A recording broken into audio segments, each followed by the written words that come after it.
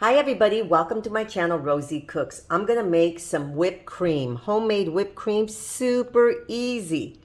Right here, I have whipping cream, heavy whipping cream, 8 ounces, 2 tablespoons of powdered sugar. Whip it up.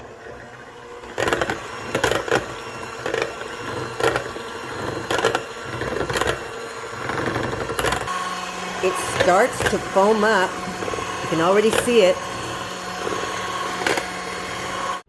And you beat it until it's stiffened up like this. Beautiful stiff peaks. That's how you make homemade whipped cream. This whipped cream is perfect on pies or any dessert you want. Thank you so much for watching. Please subscribe and I will see you next time.